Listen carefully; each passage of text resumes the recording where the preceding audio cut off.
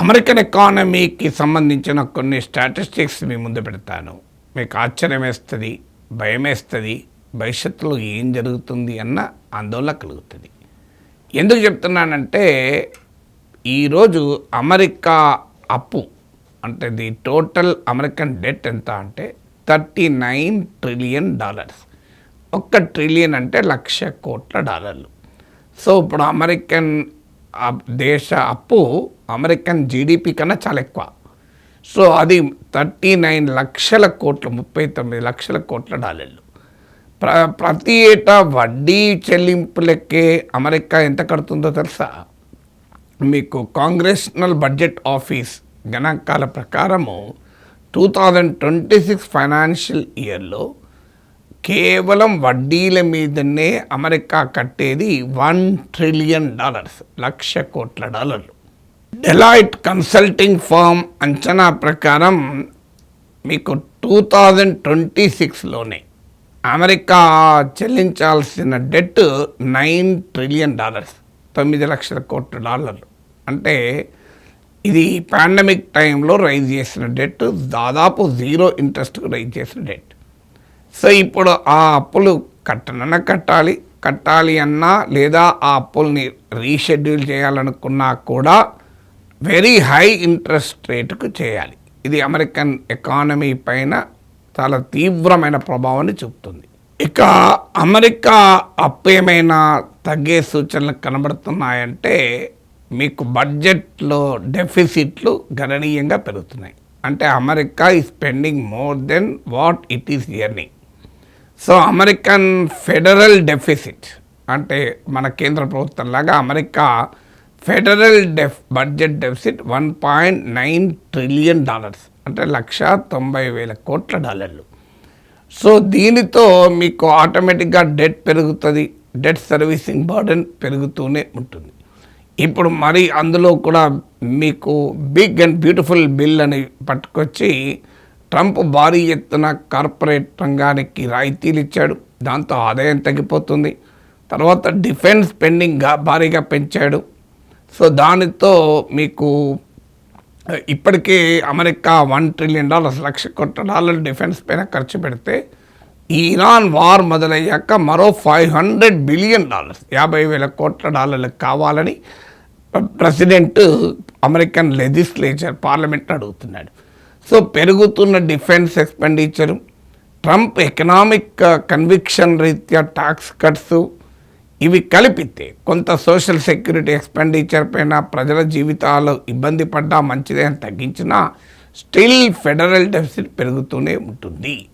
అందులో ఈ వార్ కనుక ఇంకా కొనసాగితే ఇంకా ఫెడరల్ ఫైనాన్సెస్ ఇంకా స్ట్రెయిన్ అయి బడ్జెట్ డెఫిసిట్ పెరుగుతూ ఉంటుంది. ఫలితంగా మీకు రుణభారము పెరుగుతూ ఉంటుంది. సో అందువల్ల మీకు రాబోయే కాలంలో ఈ రుణభారమే కాదు, మీకు ఇప్పుడైతే డాలర్కు డిమాండ్ పెరుగుతోంది, డాలర్ వాల్యూ పెరుగుతోంది.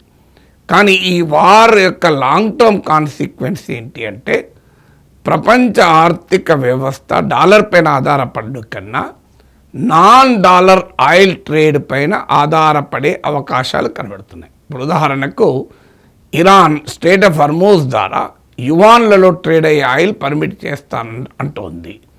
ఆల్రెడీ చైనా, సౌదీ అరేబియాల మధ్య యువాన్లో ఆయిల్ ట్రేడ్ ఒప్పందాలు కుదిరాయి. రష్యా చైనాల మధ్య, ఇరాన్ చైనాల మధ్య నాన్ డాలర్ ఆయిల్ ట్రేడ్ జరుగుతోంది. సో దీన్నే పెట్రో యువాన్ అంటారు. అంటే అమెరికన్ చైనీస్ కరెన్సీ అయిన యువాన్లలో పెట్రోలియం ట్రేడ్ అంటూ జరిగితే అది డాలర్కు అతిపెద్ద ఛాలెంజ్ అవుతుంది. అంటే పెట్రో డాలర్ అంటారు, అంటే డాలర్లో ఆయిల్ ట్రేడ్ పెట్రో డాలర్ అంటారు. అందుకే ఫెడరల్ రిజర్వ్ డాలర్ పైన కాన్ఫిడెన్స్ పోకూడదు, డాలర్ల పైన మీద విశ్వాసం పెరగటానికి అధిక వడ్డీ రేట్లను కూడా నిలబెడుతోంది. అంటే ఇంట్రెస్ట్ రేట్ తగ్గించడానికి సిద్ధపడలేదు. ఎందుకంటే ఇంట్రెస్ట్ రేట్ తగ్గిస్తే డాలర్ డినామినేటెడ్ అసెట్స్లో ఇన్వెస్ట్మెంట్కు అది లెస్ అట్రాక్టివ్ అవుతుంది. దానికి తోడు ఈ వార్ వల్ల ఇన్ఫ్లేషన్ పెరుగుతోంది కనుక ఆ ఇన్ఫ్లేషన్ కట్టడి చేయాలన్నా కూడా మనీ ఫ్లోను నియంత్రించాలి. అందుకొరకు కూడా అధిక ఇంట్రెస్ట్ రేట్లను రిటైన్ చేస్తుంది. సో ఇవి ఇలా చేసైనా డాలర్ పైన కాన్ఫిడెన్స్ను నిలబెట్టాలి అని చూస్తుంది. కానీ ఎంతకాలం నిలబెట్టగలుగుతుంది? ఎందుకంటే స్ట్రక్చరల్గానే డాలర్కు ఛాలెంజ్ ఏర్పడితే, అందువల్ల అదే జరిగితే మీకు అమెరికన్ ఎకానమీ మరింత ట్రబుల్లోకి వెళ్తుంది. ఇవాళ అమెరికన్ ఎకానమీ నిలబడటానికి కారణం డాలర్. ఎందుకంటే ప్రపంచ దేశాలు ఆయిల్లో ట్రేడ్ చేయాలి అంటే, ఎందులో ట్రేడ్ చేయాలన్నా ఎక్కువగా డాలర్ల పైన. దానికి ఇరుసు లాంటిది ఆయిల్ ట్రేడ్. ఆయిల్ ట్రేడ్ను డాలర్లో చేయాల్సి వస్తుంది కనుక ఆయిల్ ఇంపోర్టింగ్ కంట్రీస్ అనివార్యంగా భారీగా డాలర్ నిల్వలు ఉంచుకోవాల్సి వస్తుంది, ఇప్పుడు మన దేశంతో సహా. సో ఈ డాలర్ నిల్వలు ఉంచుకోవడం వల్ల డాలర్కు డిమాండ్ పెరుగుతుంది. దాంతోపాటు మనం డాలర్లో చెల్లిస్తాం కనుక ఆయిల్ అమ్ముకునే దేశాలకు పెద్ద ఎత్తున డాలర్లు సమకూరుతున్నాయి. సౌదీ అరేబియా మొదలుకొని అన్ని దేశాలు. అవి మళ్ళీ ఏం చేయాలి? ఆ డాలర్లను మళ్ళీ అనివార్యంగా అమెరికన్ ఎకానమీలో ఈ డాలర్లను తీసుకెళ్ళి ఇన్వెస్ట్ చేస్తున్నారు. సో అందువల్ల రెండు వైపులా అమెరికన్ డాలర్కు లాభం జరుగుతుంది. ఒకటి, ఆయిల్ ఇంపోర్ట్ చేసుకునే దేశాలు డాలర్లు కొంటున్నాయి, సంపాదిస్తున్నాయి. అలాగే ఆయిల్ ద్వారా సంపాదించిన దేశాలు డాలర్లలో సేవ్ చేస్తున్నాయి.